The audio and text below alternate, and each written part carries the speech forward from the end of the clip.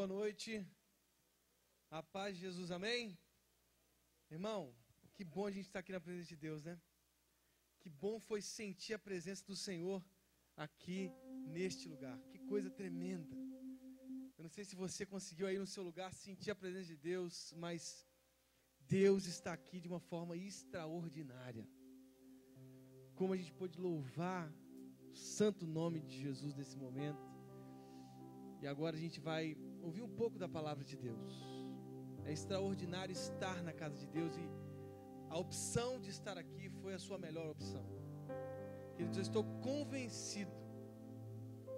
convencido de que essa opção que temos de buscar a presença de Deus aos sábados no culto biuano é a melhor opção que um jovem pode fazer. Não tem nenhum outro lugar melhor para se estar do que a presença de Deus. Você fez a sua melhor opção, amém, irmãos? Eu queria perguntar aqui, quem está pela primeira vez aqui hoje? Está a primeira vez hoje aqui? Eu queria que você se colocasse de pé para a gente conhecer. Tem até gente lá atrás, lá, ó, a primeira vez está aqui. Olha aí, quantas pessoas. Queria que os jovens cumprimentassem essas pessoas tão queridas, né? Que Deus abençoe a vida de vocês. Vocês são mega especiais e estar aqui não tem coisa melhor, ainda mais ao seu lado, ao lado de cada visitante. Eu queria que você abrisse sua palavra em Mateus 17. Mateus 17.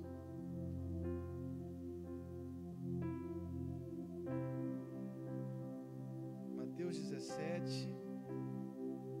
Primeiro evangelho do Novo Testamento, Mateus capítulo 17.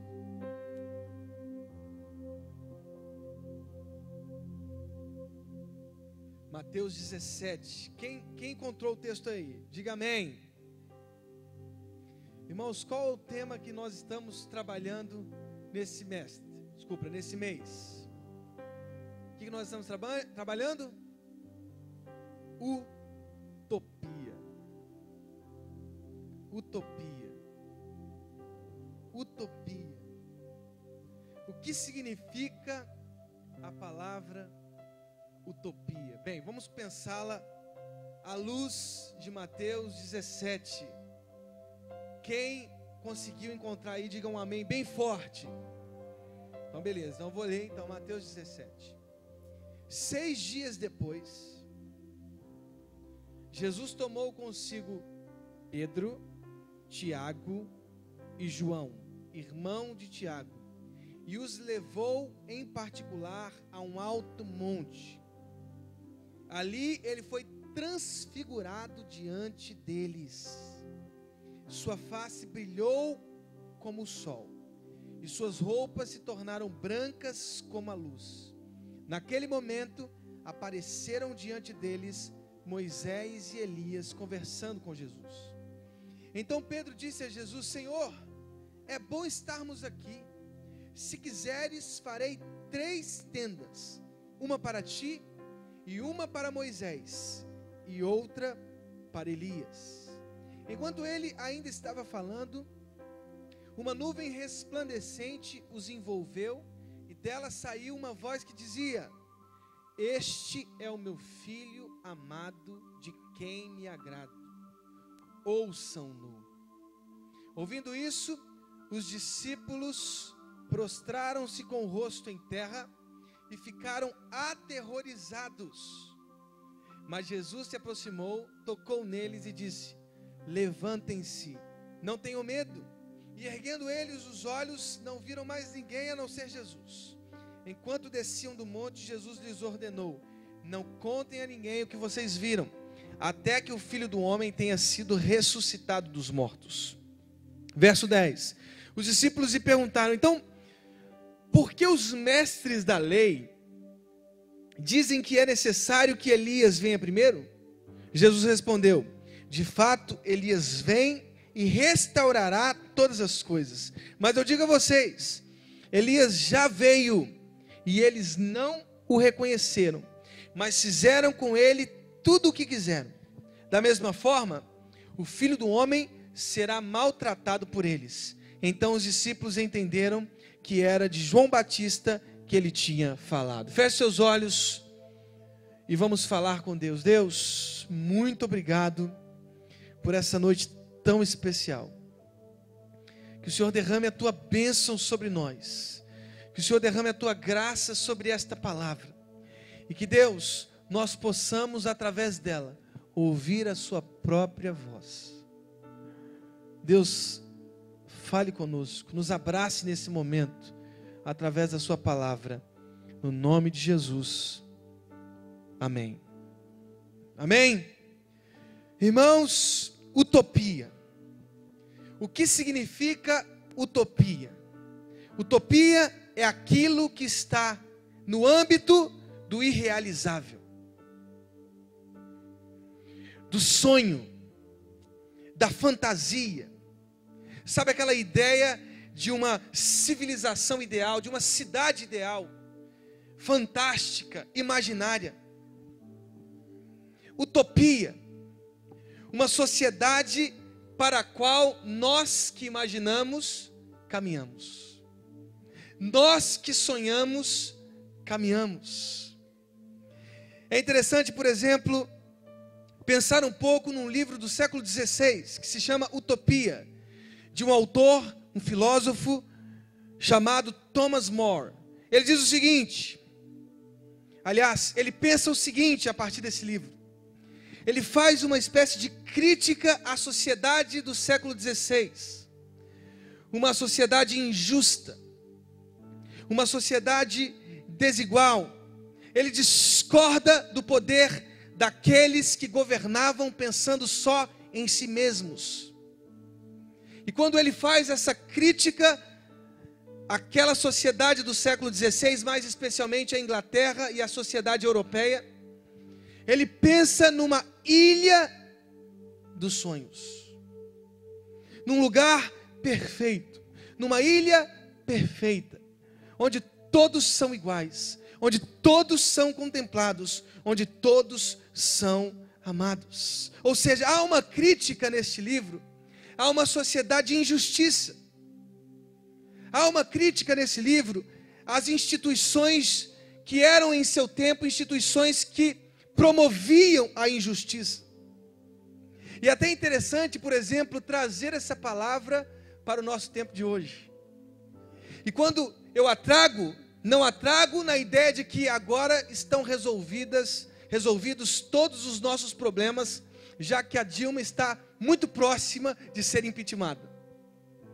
Quando trago a palavra utopia, não a trago na esperança de que o ex-vice e agora atual presidente Michel Temer, junto com sua base de governo, junto com as suas instituições, resolverão o problema da nossa sociedade.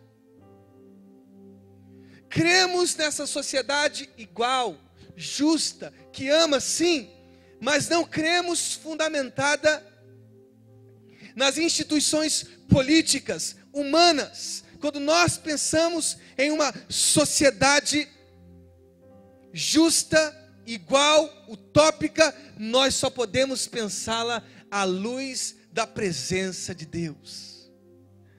Todos nós cremos e lutamos por uma sociedade melhor. Todos nós cremos e lutamos por uma cidade melhor. Aliás, a nossa cidade precisa ser sarada. Quem crê que essa cidade será sarada pelas mãos de Deus? Amém, irmãos? Nós estamos lutando por isso. Nós amamos esse projeto. Nós evangelizamos porque pensamos que essa cidade se tornará numa cidade justa, numa cidade perfeita, porque ela será uma cidade onde a glória de Deus vai descer. Ah, queridos, eu creio nessa sociedade perfeita. Eu não creio que essa cidade a qual nós estamos abordando aqui é algo irrealizável, não. Se nós estamos aqui, é porque nós cremos que o Evangelho é aquela palavra que nos convida a uma transformação de nossa sociedade. Nós estamos aqui porque buscamos uma sociedade um pouco mais próxima daquela sonhada por Deus. A questão é: será que nós construiremos essa sociedade através das instituições que continuamente falham e se corrompem? Será que nós caminharemos para essa cidade utópica, essa ilha perfeita, através do esforço das nossas mãos? Não, irmãos.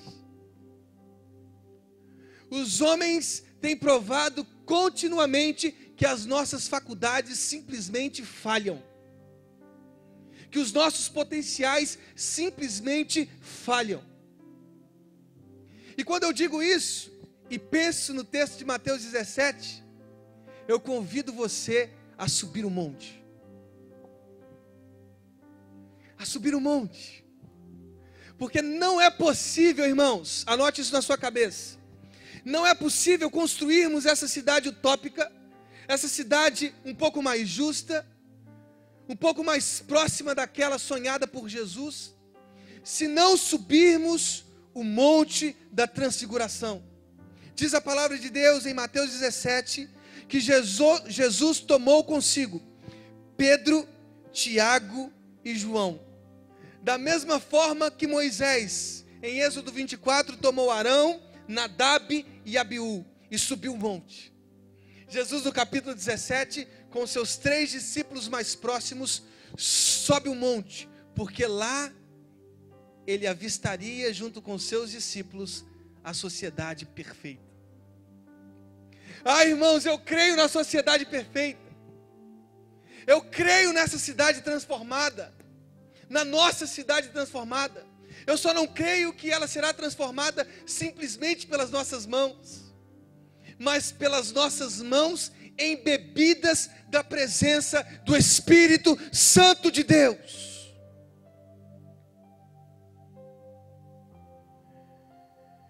Juventude, nosso chamado, a nossa vocação, a nossa missão é mudar essa cidade e a partir dela o mundo.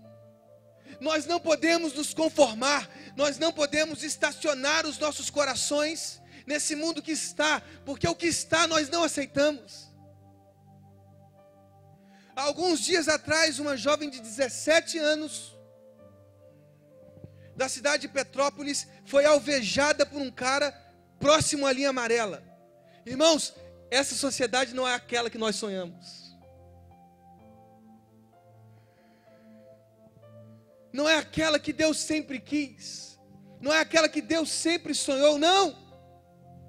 Nós precisamos ver a realização do reino de Deus nas nossas cidades. Portanto, não nos conformemos com aquilo que está. Ligue as televisões, abra os jornais, as revistas e veja qual é o quadro crítico da nossa sociedade. Uma igreja parada não é uma igreja que está transformando o mundo, ao contrário, que está cada vez mais umbilicalizada em seus projetos pessoais.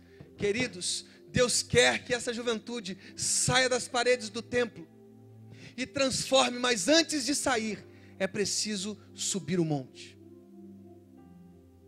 Há pessoas muito pragmáticas, muito práticas, que querem sair das paredes do templo, mas não têm o que oferecer.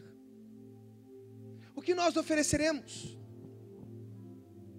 O que nós ofereceremos? Irmãos, a gente só pode oferecer aquilo que a gente experimenta. Se você não subir o monte, se você não buscar a presença de Deus, se você não amar a presença de Deus, se você não se relacionar intimamente com Deus,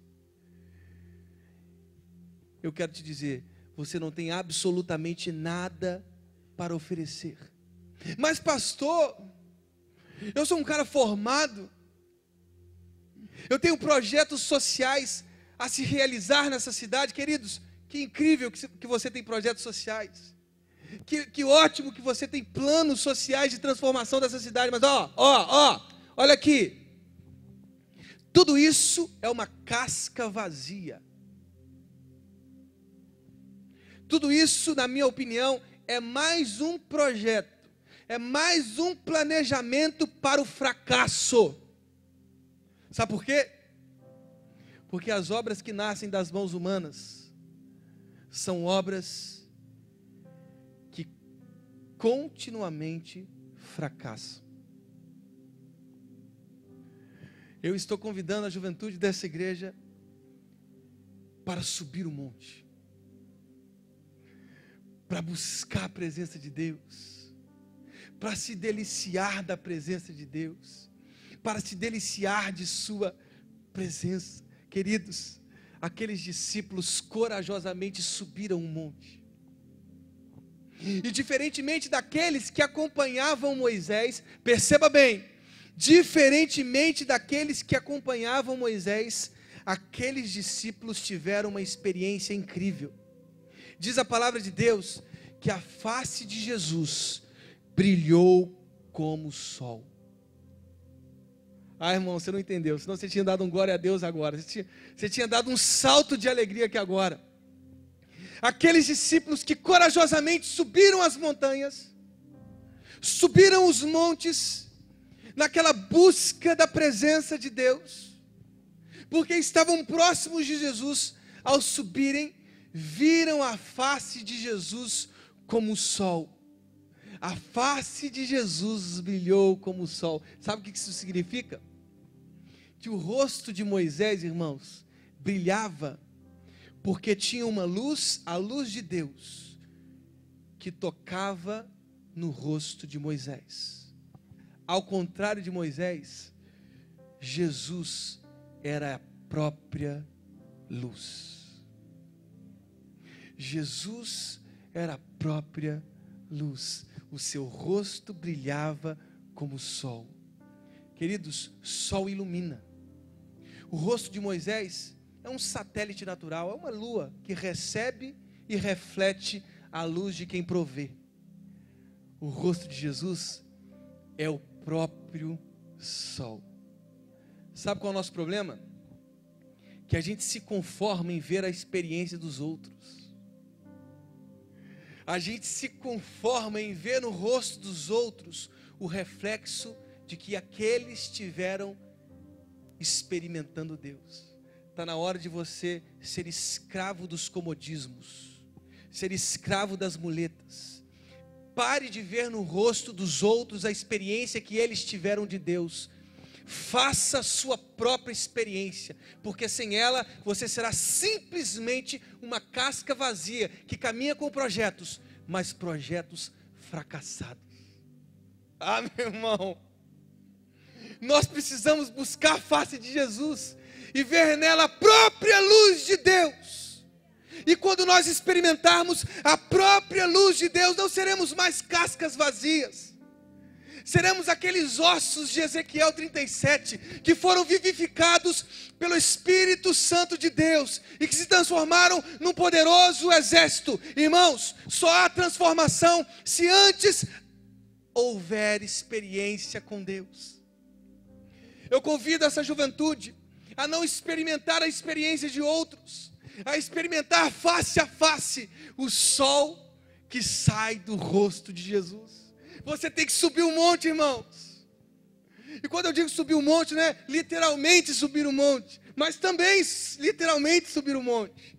Aliás, meu irmão, toda quarta-feira eu estou saindo aqui. Toda quarta-feira eu estou saindo aqui, quero convocar a juventude. Nós estamos indo toda quarta-feira. A gente sai da quarta profética e a gente vai para o monte. Meu irmão, tem umas coisas estranhas acontecendo. Nós queremos experimentar mais a face de Deus. Sabe por quê? Porque nós queremos ir para além dessas paredes com um conteúdo. Nós não queremos mais caminhar vazios, ou com as experiências que estão refletidas nos rostos dos outros. Não, nós queremos a nossa própria experiência de Deus. Deus está te chamando para subir um monte hoje. Os discípulos subiram e viram o rosto de Jesus brilhando como o sol. Sua face brilhou como o sol, e as suas roupas se tornaram brancas como a luz. Queridos, Diz a palavra de Deus que Moisés e Elias apareceram. Preste bem atenção, irmãos. Preste bem atenção. Moisés e Elias apareceram. Moisés, o representante da lei, das normas, da legislação. Elias, o representante das profecias. O maior representante das leis, Moisés, e o maior representante das profecias, Elias, estavam lá na transfiguração e concordaram com a voz de Deus que disse: esse é o meu filho amado, em quem sinto profunda alegria. O que você faria, irmãos, diante de uma experiência dessa? O que você faria diante de uma experiência dessa? O que você faria ao subir o monte e experimentar Deus de uma forma tão grande, tão especial, que o rosto se convertesse em sol? O que você faria? Ah, meu irmão, quero uma experiência maluca dessa, irmãos. Eu quero experimentar mais de Deus. E eu preciso da ajuda dessa juventude. Nós não podemos ser jovens fracos, vazios, mesquinhos e pequenos. Nós precisamos ser jovens fortes, valentes, cheios do Espírito Santo de Deus, da alegria do Espírito Santo de Deus, e destinados à transformação desse mundo e dessa cidade. Essa é a nossa cidade utópica, a experiência de Deus. O que a gente faz na experiência de Deus, irmãos? Ah, pastor, a gente faz teologia. Mentira. Nós não temos que fazer teologia não, irmãos. A coisa mais cômica do texto, eu não sei se vocês perceberam. Olha a coisa mais cômica. Olha o que Pedro diz a Jesus no verso 4. Preste bem atenção. Os teólogos têm a mesma prepotência de Pedro, a mesma arrogância de Pedro. Olha o que diz o verso 4. Então Pedro disse a Jesus, olha, irmãos, olha a arrogância. Estava Elias, Moisés, Jesus e Deus. Imagina você numa reunião dessa. O que você faria, irmãos? Se você tivesse o mínimo de noção, o que você faria numa reunião dessa? Você ficaria calado, ó, só recebendo, irmão. Só girando assim, ó. só recebendo de Deus. Numa reunião dessa não se fala, irmãos. Eu vou te provar no texto que numa reunião dessa não se fala. Pedro foi dar de falar. Olha o que diz o texto. Então Pedro disse a Jesus. Eu imagino Pedro levantando a mão nessa audiência. Deus de um lado, Jesus de outro, Moisés, Elias, ele dizendo assim: Senhor, é bom estarmos aqui.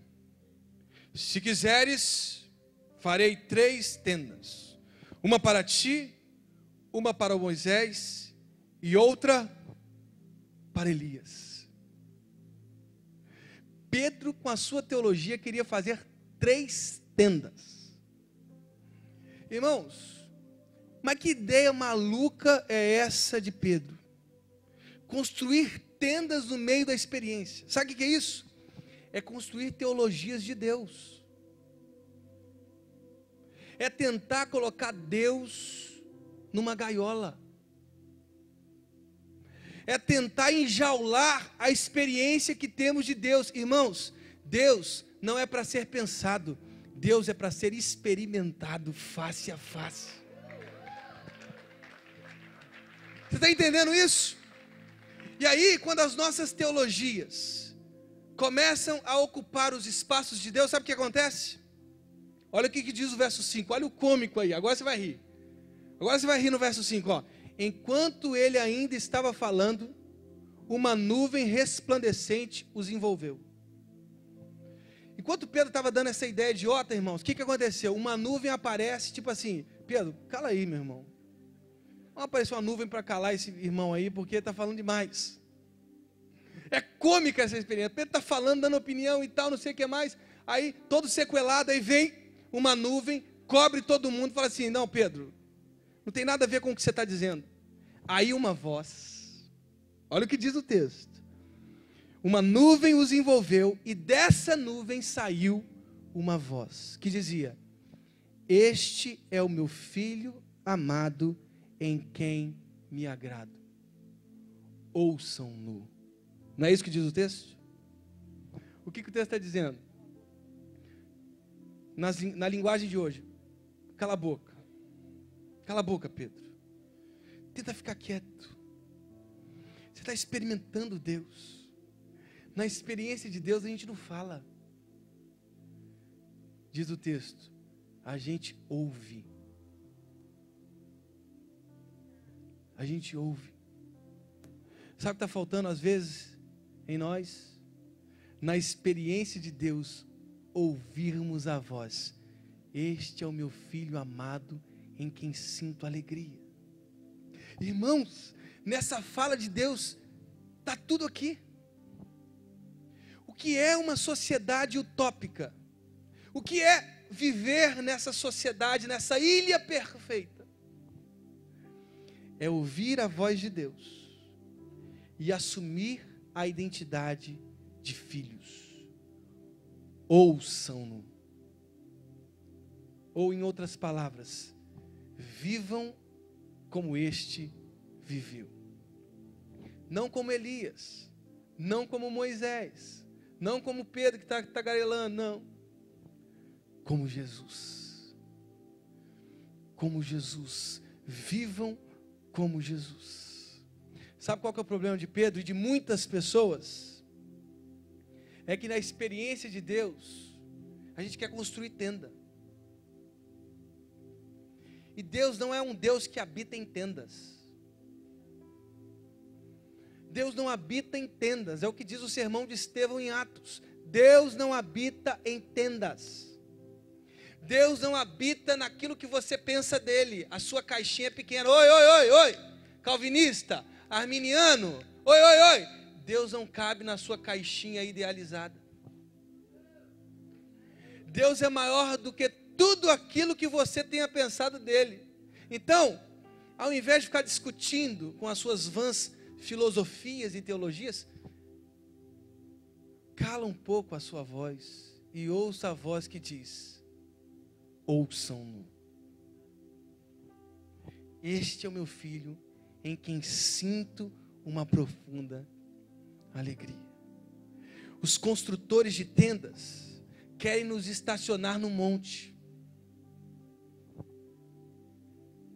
Sabe por quê, irmãos? Quando o cara vai racionalizando demais, observe isso, eu não estou dizendo uma mentira não. Quando o cara vai teologizando, racionalizando, filosofando, não sei o que demais, sabe o que acontece com ele? Ele fica parado no alto. Ele fica estacionado naquilo que ele pensou. E o que Deus está fazendo é nos conduzindo para caminhos mais profundos e maiores. O que Jesus fez ao descer daquele monte, porque ele não construiu nada de tenda, porque Deus não habita em tendas. O que ele fez? Tinha uma multidão, diz o verso 14. Nessa multidão um homem se aproximou e se ajoelhou na presença de Jesus, dizendo: Senhor, tem misericórdia do meu filho. Ele tem ataques e está sofrendo muitas vezes cai no fogo e na água. Eu o trouxe aos teus discípulos, mas eles não puderam curá-lo. Aí Jesus disse: geração incrédula e perversa, até quando estarei com vocês? Até quando terei que suportá-los? Tragam-me o menino. Imediatamente no verso 18, Jesus repreende o demônio. Esse demônio sai do menino. E naquele momento, aquele garoto epilético, com tendências suicidas, se transformou. Ficou completamente curado. Completamente curado. Os discípulos, impressionados com aquilo, perguntaram: por que não conseguimos expulsá-lo? Aí Jesus diz: porque a fé que vocês têm é pequena. Você tem tantos planos para transformar a sociedade. Você tem tantos projetos para a transformação da sociedade. Mas sabe o que está faltando? Vou beber até água.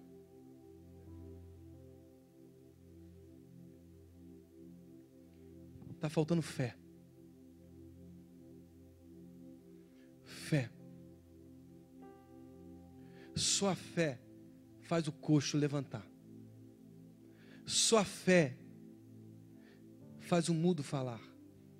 Só a fé faz casamentos destruídos serem restaurados. Só a fé faz os meninos viciados em drogas se verem completamente livres de seus vícios. Só a fé faz com que assassinos se convertam em crianças. Só a fé faz a mulher estéril dar à luz a um filho. Mulher estéril significa ausência de futuro. E a mulher grávida, a presença do futuro, a continuidade. Sociedade utópica é aquela baseada na fé, na experiência que se faz de Deus dos montes, e que nos faz não construir tendas, mas que nos faz descer ao encontro dos epiléticos, ao encontro dos viciados, ao encontro dos adúlteros. E neste encontro, porque tivemos os nossos rostos transformados à luz do rosto iluminado, do rosto que se converteu em sol de Jesus, à luz disso tudo, transformamos o mundo. A sociedade que Jesus almeja, sonha e busca é uma sociedade que se fundamenta na fé e numa experiência real com Deus.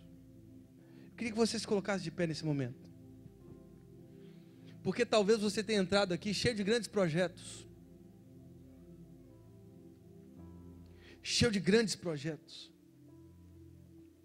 mas pastor, tinha tantos projetos de transformação. Pois é, que bom. Nós precisamos de todos esses projetos, mas antes deles, será que tem fé no seu coração aí? Será que tem experiência de Deus?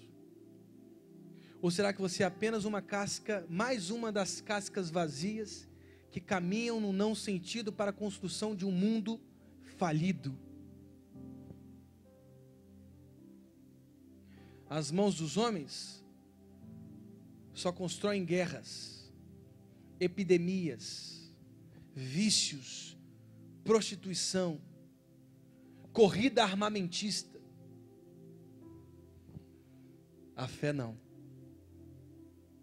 A fé converte até mesmo uma sociedade desigual, sem amor, em novos céus e em nova terra. Feche seus olhos. Nós queremos falar com Deus. Irmãos, é impossível viver a bênção de Deus, construir uma sociedade melhor, uma cidade, a cidade do Rio de Janeiro, ou a sua própria família. Pastor, minha família é um ambiente insuportável. Pois bem, Deus te trouxe aqui para começar através de você a transformação da sua casa. Amém? Deus trouxe você aqui porque Ele quer começar através de você a transformação da sua família. Mas antes disso, você precisa entregar o seu coração a Jesus. Ah, pastor, pensei que eu tinha que inventar um novo projeto. Não, não tem que inventar projeto nenhum, irmãos. Você tem que entregar o seu coração a Jesus e viver uma relação íntima com Deus. Talvez você tenha entrado aqui e você já estava há muitos anos distante da presença de Deus. Ou talvez você tenha entrado aqui e nunca experimentou a glória de Deus. Você é um frequentador de religiões, mas não tem a paz que excede os nossos entendimentos. Não tem a paz de Jesus. Você frequenta inúmeras religiões, inúmeras igrejas, mas não sente paz. Sabe por quê? Porque não experimentou Cristo. Hoje é o dia de você experimentar a glória de Deus. Irmãos, eu quero fazer uma oração nesse momento. Uma oração de entrega. E se você quer entregar o seu coração totalmente a Deus hoje, totalmente a Jesus, você vai repetir comigo essas palavras. De olhos fechados, nessa oração, você vai repetir algumas palavras. Não precisa ser alto, lá no seu coração. Você vai repetir essa oração comigo aqui, ó. Diga assim: Jesus, muito obrigado por esta noite. Muito obrigado porque eu compreendi que não são as minhas mãos. Porque eu sou pecador. Aliás, peço perdão pelos meus pecados. Não é pela minha mão, Senhor. É pela presença do Senhor no meu coração. Por isso, eu abro o meu coração e entrego o meu coração ao Senhor Jesus. Ó Jesus, seja o Senhor do meu coração. Ocupe o trono do meu coração. Entre na minha vida, faça morada eterna. Mexa com a minha família. Transforme a minha casa, transforme o meu casamento, transforme os meus pais, transforme os meus filhos. Eu preciso de Ti, eu abro a minha vida para o Senhor. No nome de Jesus. Amém.